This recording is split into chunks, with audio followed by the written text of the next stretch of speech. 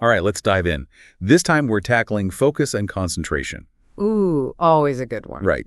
And our guidebook is How to Improve Concentration and Focus. Excellent choice. So for everyone out there who wants to learn better and faster, this is for you. Whether it's for work, studies, or just, being sharper. Exactly. We'll uncover the difference between concentration and focus. Hint, it's all about time. We'll look at simple things you can change in your environment to make a huge difference. And we'll debunk multitasking, showing why single tasking is the real productivity booster. Plus, we'll touch on mindfulness and meditation, not just for, gurus anymore. Totally. So first things first, let's define our terms. What exactly is the difference between focus and concentration? So concentration, it's about directing your mental effort to a specific task. Like, imagine a spotlight highlighting one thing on a stage. Gotcha. So it's that initial zeroing in. But then focus would be what? Keeping that spotlight steady. Precisely. Focus is all about sustaining that mental effort over time. Like a marathon runner. They need that initial burst, but also the endurance to keep going. Perfect analogy. And just like marathon runners need the right conditions, so do we. Our environment plays a huge role. Makes sense. You can't exactly focus if there's a marching band outside your window. Exactly. The guide emphasizes that, especially in our tech-filled world.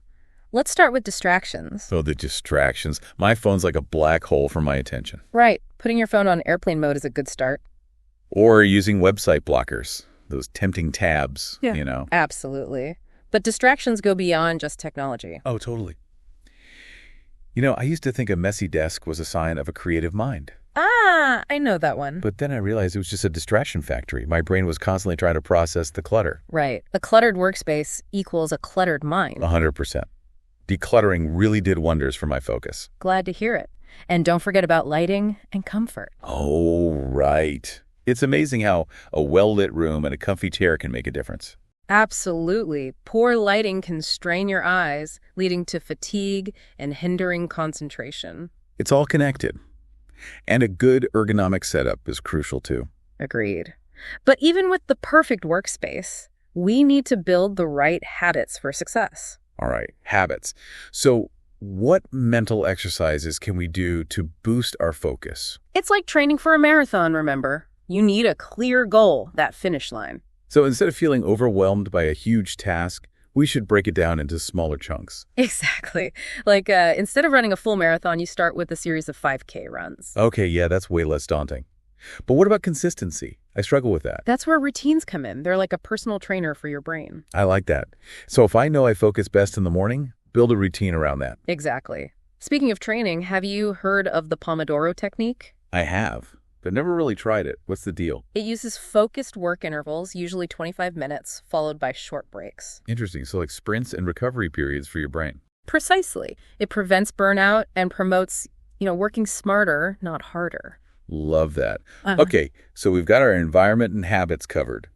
But what about the internal stuff? Ah, yes. The mind-body connection. That's where things get really interesting. Okay, mind-body connection. Yeah. I'm intrigued. I've always been curious about mindfulness and meditation. They're getting a lot of attention lately, right? Yeah, but I always thought it was, for monks on mountaintops or something. Right, that stereotype. But they're actually really helpful for anyone, especially for focus. So no chanting in a cave required? Nope.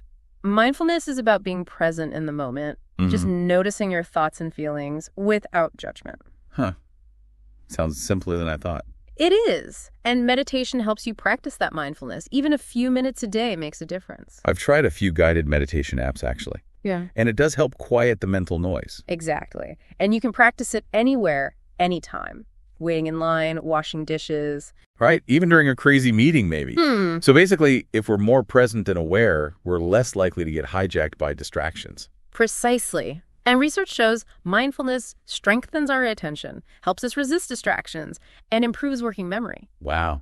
Pretty powerful stuff. It really shows how connected our minds and bodies are. And that brings us to cognitive training. Cognitive training? Is that like taking your brain to the gym? Exactly. Yeah. Just like exercise strengthens your body, cognitive training strengthens your brain. So more than just crossword puzzles. Oh, much more.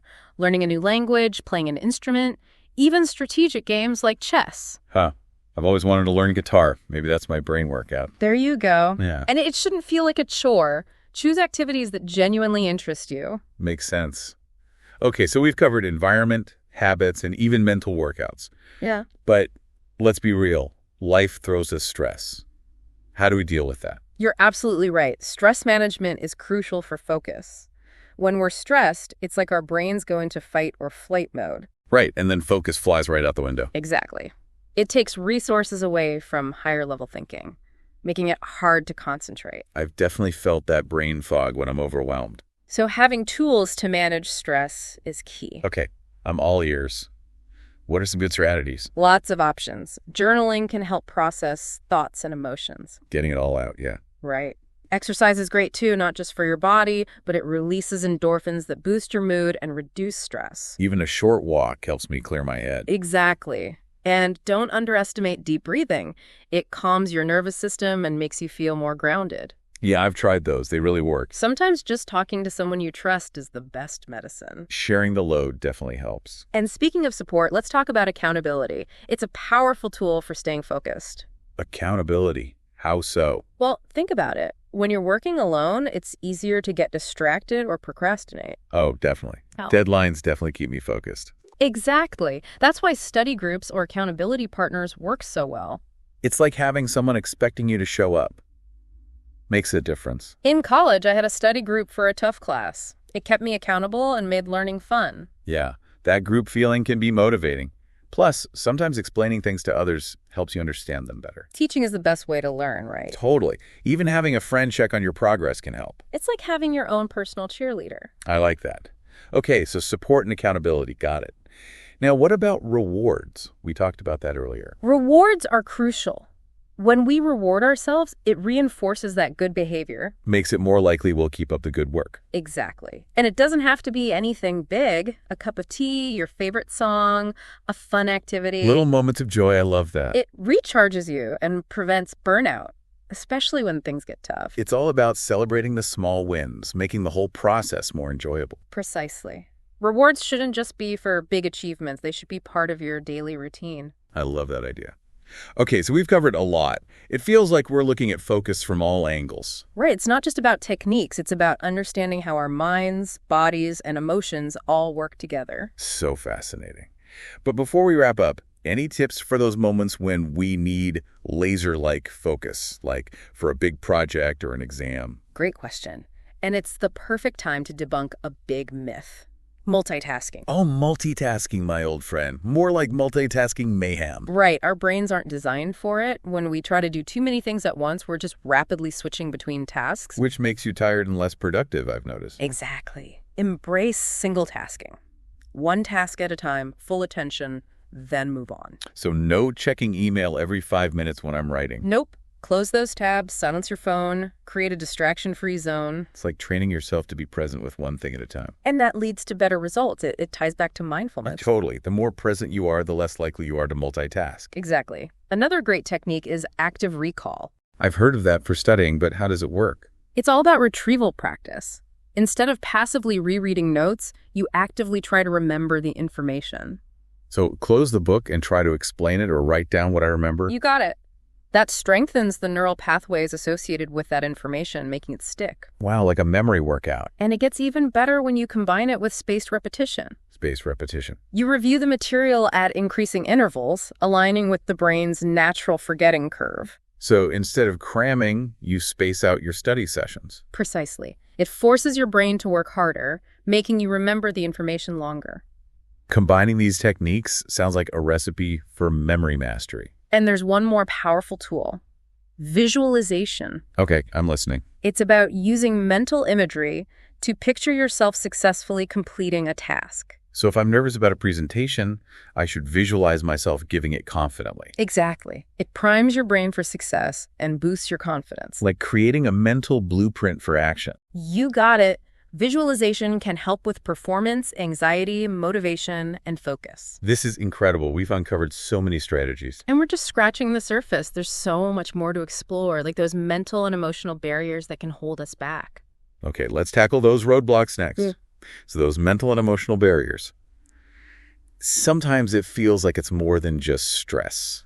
Oh, absolutely. It's like having this internal committee in your head debating whether you should focus or not. Right. And they always seem to show up at the worst times. Yeah. Like just as you're about to start that big project. Or sit down to study, yeah. And the voices start whispering, can you really do this? Yeah.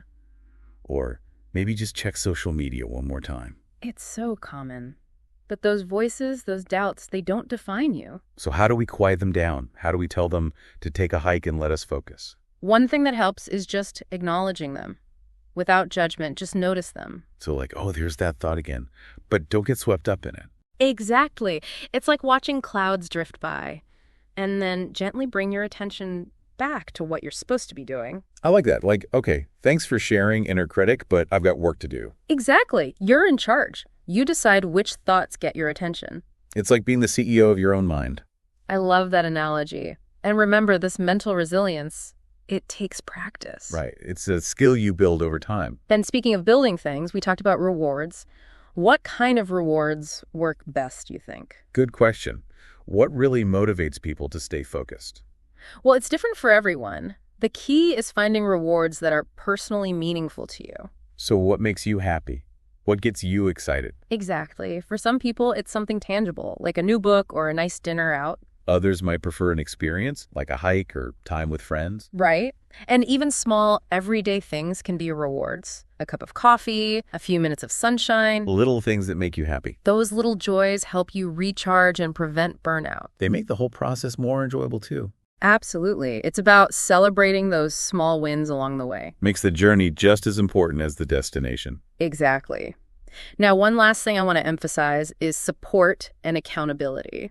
We talked about study groups earlier. Right. But it goes beyond that. As Wow. humans, we need connection. We do better when we feel supported. Like having a team of cheerleaders rooting for you. Exactly. It could be a friend, family member, mentor, even an online community. People who believe in you and your goals. And accountability adds another layer to that. It's about having someone to answer to help you stay on track. Like a coach, gently nudging you in the right direction. Exactly. A study buddy, mentor, or even a professional coach. Someone who can provide that extra support and encouragement. Wow, this deep dive has been packed with insights. It's been a pleasure exploring all this with you. I feel like I have a whole new understanding of focus and concentration. Remember, it's a journey. Be patient with yourself, experiment with different strategies, and find what works for you. And celebrate those victories, big and small. To everyone listening, thanks for joining us on this deep dive. Keep those minds sharp, and we'll see you next time. Bye. Bye, everyone.